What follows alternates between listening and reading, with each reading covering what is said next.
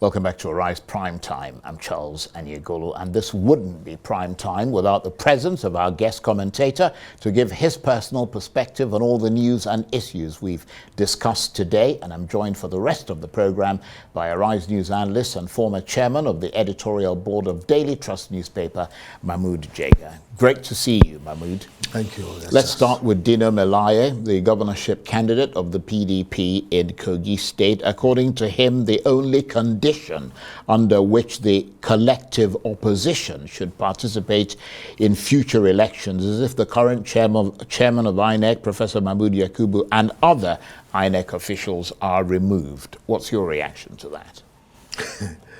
Well, Dino Melaye, of course, is a dramatic orator, almost of the mold of Malcolm X, He over-dramatizes things. I don't think all the electoral problems of Nigeria can be reduced to the personality of Mahmud Yakubu.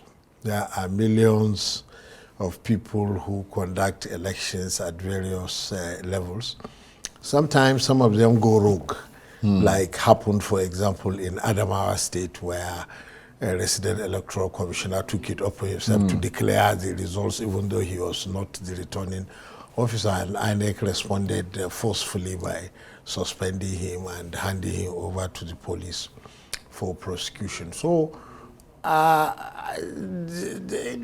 are many problems with Nigeria elections, with the politicians themselves, with the ad hoc INEC staff, with the security agencies, with the voters themselves.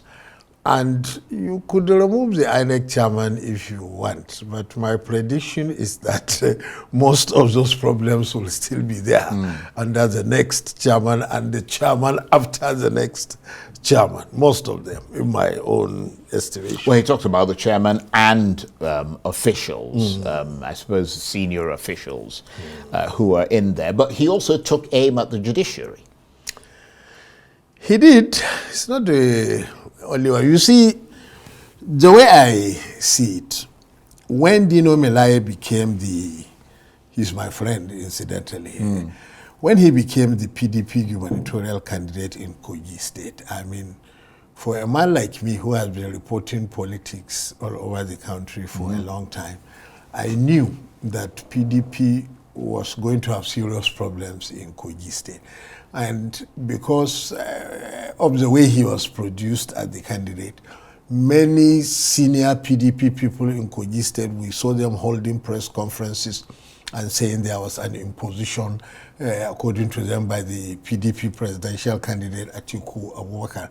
And also because it didn't take into consideration the ethnic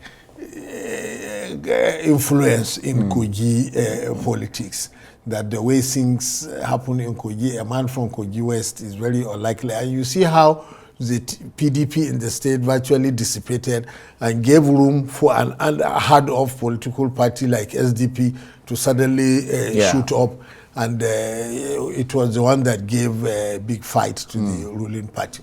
So to that extent, I was not surprised that the PDP in Kogi State did not perform very well. And Dino himself probably didn't help matters. He didn't go to vote because, you see, it's very important for a political party to have your agents at every level of the voting and the collation process. Absolutely. That when you gather the information, it is not impossible to expose wrongdoing by electoral officials through the courts and sometimes to get the results reversed. It has happened in some cases, and it is not impossible to do it again.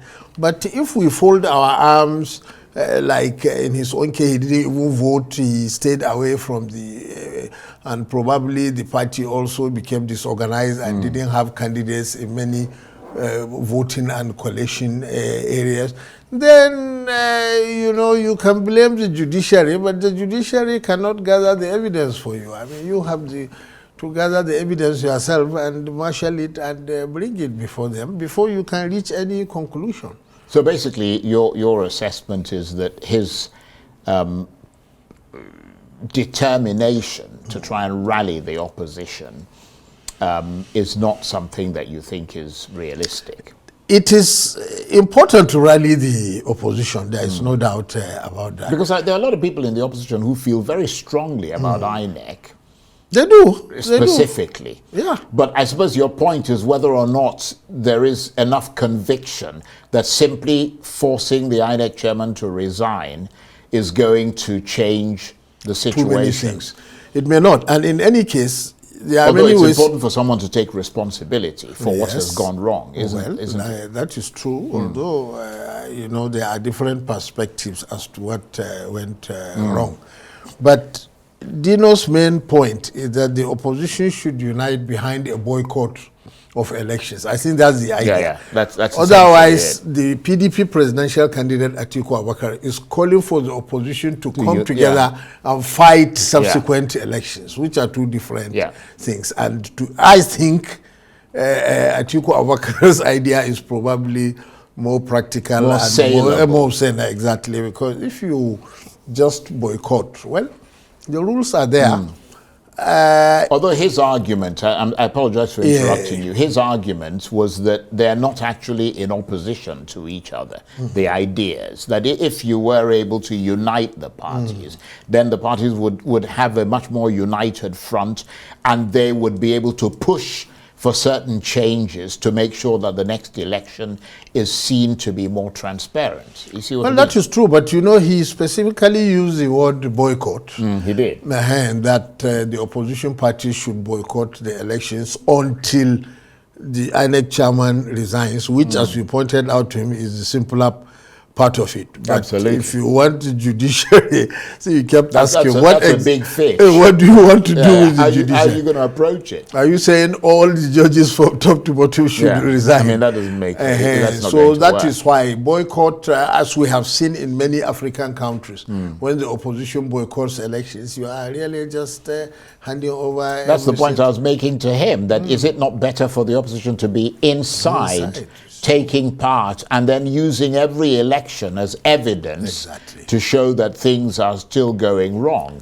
Do you think sorry, finish what you're saying. Well, because you see, when I remember, even before the coming of all these technological changes, an opposition party that is well structured and well organized could still marshal all the evidence and prove wrongdoing in election and get the courts to reverse it. I'm thinking of Ondo State in 1983. When we didn't have most of these technological tools. But the UPN in Ondo State, because they had their polling agents in every station and they had their agents at every provincial level, they had the evidence. They brought it manually up to the Supreme Court, and the Supreme Court reversed the election of Chief Akin Omobolio and restored Chief Michael Ajashin. So it's not impossible to do if you are well organized. That's a good point. Very quickly, we've got about a minute and a half or so left. The COP28 Global Climate Summit has opened in Dubai.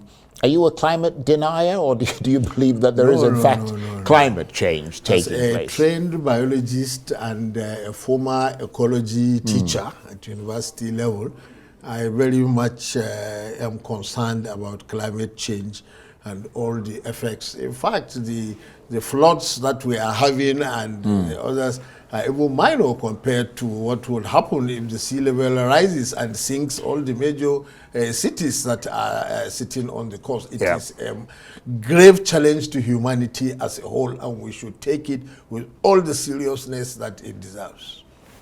On that note, I want to thank you very much indeed. Mahmud Jega is a Rise News analyst and former chairman of the editorial board of Daily Trust newspaper. And do have a good weekend. Thank you very much. That's it for this edition of Arise Prime Time. Join us again next week. From me and the entire team here in Abuja, bye-bye and thank you for watching.